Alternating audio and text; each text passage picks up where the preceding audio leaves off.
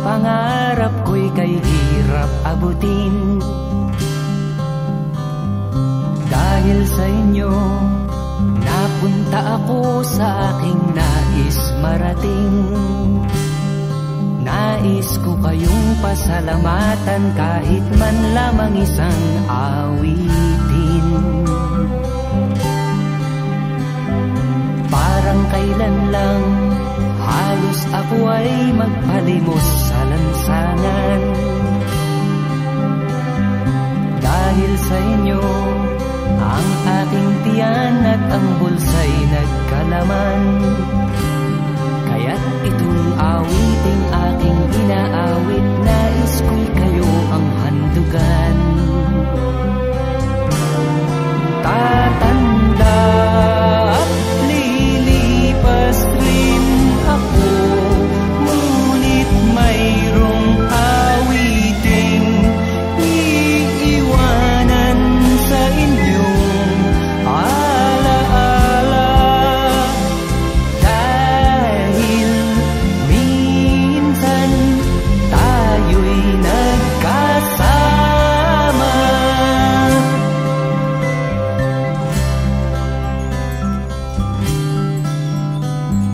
Parang kailan lang ang mga awitin ko ay ayaw pakinggan. Dahil sa inyo, narinig ang isip ko at naintindihan. Dahil dito'y ibig ko kayong ituring na matalik kong kaibigan. Tatanda at lilipas rin ako, ngunit mayroong awiting iiwanan sa inyong alaala. Dahil minsan tayo'y nagkasama.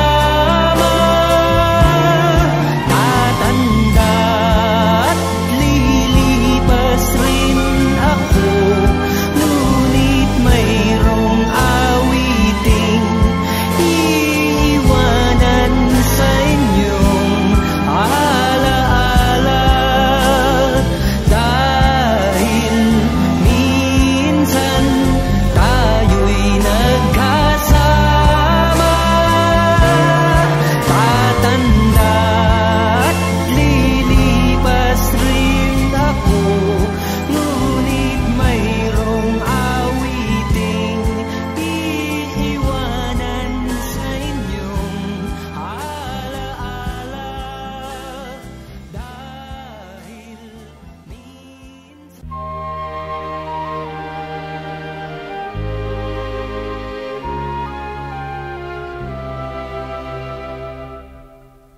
Huwag mong sabihin ika'y hamak, kahit na isang mahirap, pagkat ang tangi kong pag-ibig, ganyan ang hinahanap. Aanhin ko ang kayamanan kung ang puso'y salawahan. Nais ko'y pag-ibig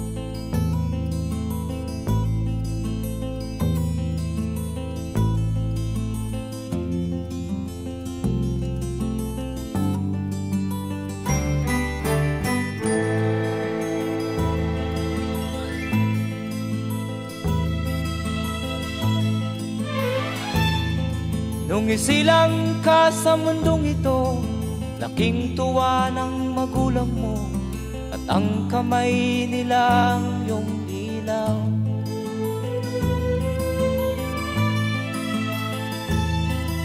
At ang nanay at tatay mo'y di malaman ang gagawin, minamasdan pati pagtulog mo.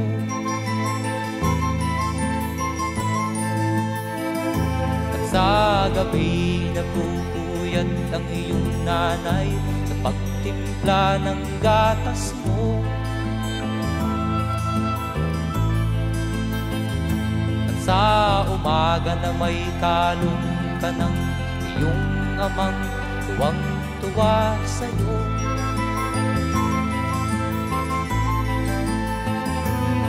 Ngayon nga ay malaki ka na, nais mo'y maging malaya, di man sila payag, walang magagawa.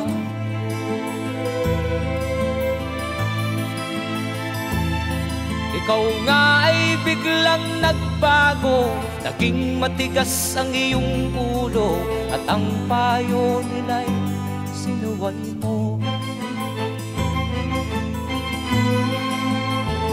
Di mo man lang inisip na ang kanilang pinagaway para sa'yo.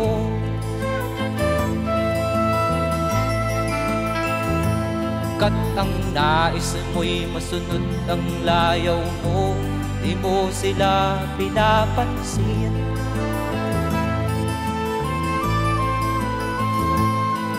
Nagdaan pa ang mga araw at ang landas mo'y naligaw, ikaw ay nalulong sa masamang bisyo.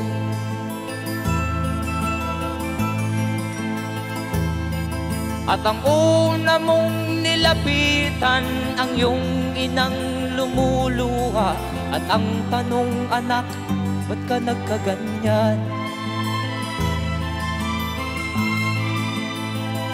At ang iyong mga matay biglang lumuha nang di mo napapansin.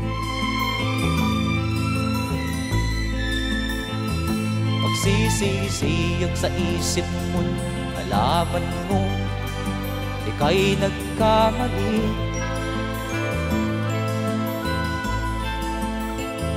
Magsisisiyag sa isip mo, nalaman mo ika'y nagkamali.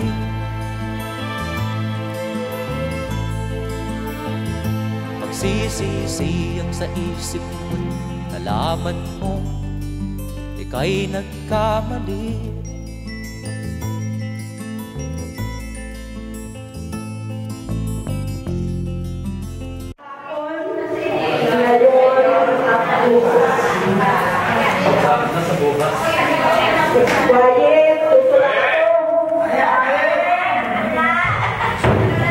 May linunin ba sa ating nakaraan? Musmos na isipan, simpleng pamumuhay. Yumabong, lumaki, nangarap, nagsikap, upang magtagumpay, buhay na hinangat. Kay sarap isipin, noon tayong musmos pa, payagman ang buhay, ngunit maligaya. Pagyaman ang suot sa munting paa, di iyon ipansin, sa puso'y may saya. Pag nasa eskwela, ilang pag-aaral, ang paglalaro man, laman ng isipan. Pagdating ng noon break, wala nang uwian, iba't ibang laro ang pinagpipilian. Olen, listen, patintero, luksong tinig, piko, siklor, agawang bahay, maging agawang kanyo. Jackstone, sulot, at tumbang preso, ilan lamang ito sa larong paborito. Naaalala niyo pa ba ang mga guro natin sa grade 1? Sino-sino ang teacher sa grade 1? Miss Norma Marquez, ang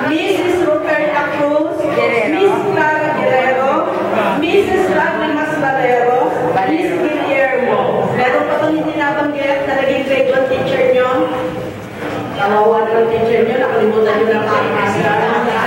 Sa grade 2, Mrs. Catalina Fabian, Mrs. Atanasia Garcia. Sino ang teacher niyo sa grade 2? Dito ba? Mrs. Cruz. Mrs. Cruz. Cruz ano? Roberta? Roberta. Kasi dalawa lang ang natatandaan ko. May lista ko lang dito yung natatandaan ko. Sa grade 3, Miss Esperanza Munsod, Mrs. Maria Magno, Miss Aurora Clemente. Wala na. Yun lang tatlo. Sa grade 4, Miss Lydia Calala, Miss Lydia Jose Calala, Miss Paz Rodriguez. Diba? Sa grade 5, Mrs. Berninia Marquez, Mrs. Lydia Santos, Mrs. Maria Luisa Rones, Mrs. Pilar Castelleon. Meron ba? At sa grade 6 naman, Mrs. Amparo Villena, Miss Gregoria Sidamon Cervantes Agayon, Mrs. Alejandra Huerta, Mr. Inocencio Reyes, at Mr. Manuel Santillan. Di ko malilino ang ating principal, Miss Fortunata Cruz, isa siyang uliran. Ginagalang, minamahal, ngunit kinatatakutan ng batang magulo at mga usawan. Noong panahon natin, batay may disiplina. Di tayo nagkakalat, namumulot ka ng basura. Kahit si Kapunting na janitor ay isa na nanatiling malinis ang ating eskwela. Kapag si Crisanto ay may dalang comics, sa silong ng HE, lahat nakasiksik. Naging dahilan ito kung bakit bumilis pagbasa ng Tagalog parang dinidina. Kapag panahon naman ng anihan, ang maling hinanin ng kalalakihan, sa HE house natin, niluluto naman kasama si Ma'am Puerta ng kababaihan. Diba? Kami nagluluto. Di pa nabubura sa murang isip ko ang loan sa harapan ng school na ito. May tanim na cosmos, ang kulay, yellow, pinaalagaan, dinidilig pati ang lunti ang damo. Di ko rin malibot kung paano maglinis ng sahig, dingding pati ng desk. Nagtitingting muna, saka nagwawalis, tapos pagbubuno, sahig yung linis. Sino teacher nagturo niyan? Si Mrs. Marquez. Kung araw ng Biyernes, ilalabas ang desk, kinukustos ng liha, o kaya'y isislis. Pupunasan ng basahan, inilad pa sa araw, anong puting pagkatuyo, kaysa pagsulatan. Sa karanasan, tayo ay sagana. Sa katulungan man, laging pinakasa. Mga guro natin, tila walang sawa, mangaral, magpagmahal, magbigay ng kanawa. Ang 6 na taon, matuling lumipas, unang yugto ng pag-aaral, kay daling nagbakas. Handa na ba natin tahakin ang landas, patungo sa high school, ikambay ng pagkakasal. Maraming nagbago sa ating mga buhay. Mayroong tumuloy pa sa kanilang pag-aaral. Ang iba'y naghangad na maghanap buhay upang ang pamilya nila'y matulungan. Matuling lumipad, pakpak ng panahon. Madaling nagdaan, 25 taon, nagpilit makita kamag-aral noon sa pamamagitan ng mga class reunion. Mabuti na lamang, maraming nakiisa, naghanap, tinipon, dating ka-eskwela. Layunin mabuo at